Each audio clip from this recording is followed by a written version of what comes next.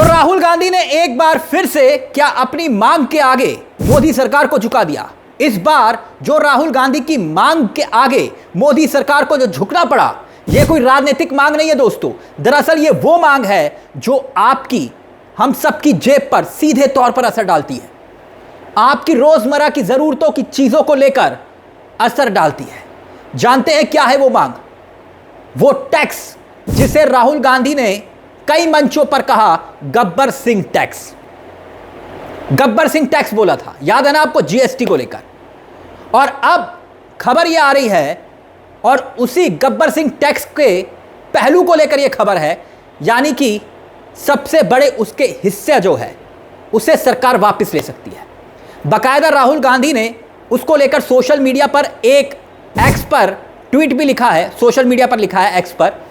वो क्या लिखा है वो राहुल के उस पूरे के पूरे आर्टिकल को हम आपको बताएंगे। मगर सवाल ये कि आखिर निर्मला सीतारमण के इस यू टर्न के पीछे मकसद और हकीकत क्या है। तो क्या ये फैसले को लेकर मोदी सरकार ने अपनी गलती को स्वीकार किया है, जिसका जिक्र हर मंच पर राहुल गांधी कर रहे थे? अब मामला है क्या, मामला क्या है वो समझिएगा दोस्तों। जैसे कि आप जानते हैं कि जीएसटी जिस तरह से इस देश में लागू किया गया जीएसटी को, उसको लेकर सवाल खड़े होते रहे, क्योंकि चाहे दूध हो, दही हो या फिर जो पैकेट फूड्स हैं, मोदी सरकार ने जीएसटी थोप दी। आपके घर पे और सबके घर पे टूथपेस्ट यूज होता है, जीएसटी के दायरे में ला दिया। तब जब यह फैसला हुआ था तब भी मोदी सरकार की खूब आलोचना हुई थी, मगर आप जानते हैं कि बहुमत का दम जनता की आलोचना पर भारी पड़ा, कोई नहीं सुनता। मगर अब जो खबर सामने निकल कर आ रही है वो खबर यह है कि सरकार, ऐसा सुनने में आ रहा है कि जीएसटी का जो पूरा स्लैब है, एक स्लैब होता है जीएसटी का 12% का, उसे सरकार हटा सकती है। यानी जो 12% का जीएसटी का स्लैब है ना, उस पर विचार हो रहा है। तो क्या यह राहुल गांधी की उस मुहिम का हिस्सा हम इसे कह सकते हैं, जो दबाव लगातार राहुल गांधी बना रहे हैं? अब यह 12% जीएसटी का स्लैब का मतलब क्या है वो समझिए। जीएसटी के दोस्तों 4 स्लैब है, सिंपल भाषा में समझा रहा हूं। 4 स्लैब, एक 5% का, एक 12% का, एक 18% का और एक है 28% तक का स्लैब। और ये जो 12% का स्लैब है जिसका हम जिक्र करें, जिसे हटाने की बात और विचार हो रहा है, जो खबरें आ रही है, उसमें बहुत सारे सामान आते हैं जो आप और हम रोजमर्रा की जरूरतों का इस्तेमाल होता है इन चीजों में, जैसे कि बच्चे के पैकेट के फूड हुए, टूथपेस्ट हुआ, टूथ पाउडर हुआ, छाता हुआ, सिलाई मशीन हुई, प्रेशर कुकर हुआ, रसोई के बर्तन हुए, स्टेशनरी का सामान हुआ। बहुत सारी आइटम है जो रोजमर्रा की है। यहां तक कि जो कृषि का उत्पादन है ना, वो भी इसमें शामिल है। मतलब आप कह सकते हैं कि ये बहुत लंबी चौड़ी लिस्ट है जो रोजमर्रा का सामान है। यानी वो जो सामान है उसको लेकर, जो रोजमर्रा की जरूरतों का सामान है, उन जरूरी सामान को लेकर जीएसटी के दायरे में जो लाया गया था 12% के दायरे में, उसे हटा सकते हैं। जिसको लाया जब गया था तब उस वक्त ये सामान महंगा हो गया था। अब सरकार ये विचार कर रही है कि भाई 12% का जो स्लैब है, जो सामान का स्लैब है, उसको 5% में ही शामिल कर दिया जाए। यानी 12% के स्लैब को हटा दिया जाए। मतलब 5% का जो स्लैब है और जो 18% इसके बाद सीधा स्लैब हो जाएगा। 4%, मतलब 12% का जो स्लैब है वो हट जाएगा पूरी तरह से। हम ये सीधे तौर पर आपको समझाने की कोशिश कर रहे हैं। जो 12% का स्लैब था जिसमें सब सामान आ रहा था वो हट जाएगा।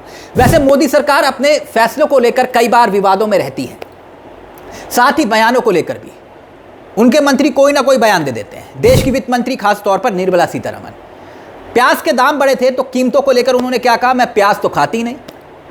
तो अचानक वही निर्मला मैडम इतनी मेहरबान देश की जनता पर कैसे हो गई, जो जीएसटी के दायरे में इन सब सामान को लेकर आती हैं? वही मोदी जी की सरकार की वित्त मंत्री निर्मला सीतारमण, जिन्होंने दूध, दही, पॉपकॉर्न तक पर जीएसटी थोप दी। फिर इतनी दरियादिली इस सरकार के द्वारा क्यों, है ना सवाल? बताएंगे आगे आपको। मगर पहले राहुल गांधी ने देखिए जीएसटी को लेकर इस सरकार को एक बार फिर से निशाने पर लिया था, और गजब का इत्तेफाक है, गजब की टाइमिंग है। क्योंकि राहुल गांधी की जीएसटी को लेकर यह चर्चा जो है देश भर में जब शुरू हुई, तो ठीक राहुल गांधी के जीएसटी को लेकर इस दबाव को या सरकार को निशाने पर जब वो ले रहे थे, उसी वक्त ये फैसले की खबर आती है। जो सरकार 8 साल तक जीएसटी पर कोई सुधार करने को तैयार नहीं थी, अब उसमें सुधार करने की खबर आ रही है। राहुल गांधी अपने इस ट्वीट में ना सिर्फ सरकार की आलोचना कर रहे हैं दोस्तों, बल्कि 8 साल में जीएसटी इंप्लीमेंट को लेकर सरकार की पूरी पोल खोल रहे हैं। यह जो ट्वीट राहुल गांधी ने किया, सोचिए कि इस जीएसटी में आज तक 900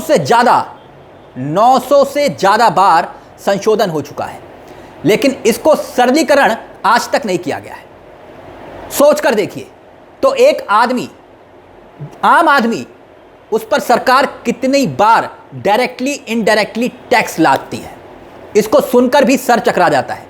सवाल तो यह भी था ना कि सरकार ऐसा कर क्यों रही है, इतनी मेहरबानी और दरियादिली कहां से आई। दरअसल इसके पीछे भी एक मकसद है दोस्तों। जो हाल ही में तमाम सर्वे आए और सर्वे की जो रिपोर्ट्स आई, उस रिपोर्ट्स में बताया गया कि जो भारत की अर्थव्यवस्था है उसमें सब कुछ ठीक ठाक नहीं चल रहा है। जैसे एक रिपोर्ट अब वायरल हो रही है जिसमें आरबीआई के हवाले से बताया गया है कि हर भारतीय यानी कि आप, हम सब पर, यहां तक कि जो बच्चा पैदा हो रहा है, औसतन 88,000 के आसपास का कर्ज था उस पर, और वो 2 साल में 90,000 पार कर चुका है। मतलब इस वक्त कर्ज का बोझ तले हर शख्स दबा हुआ है।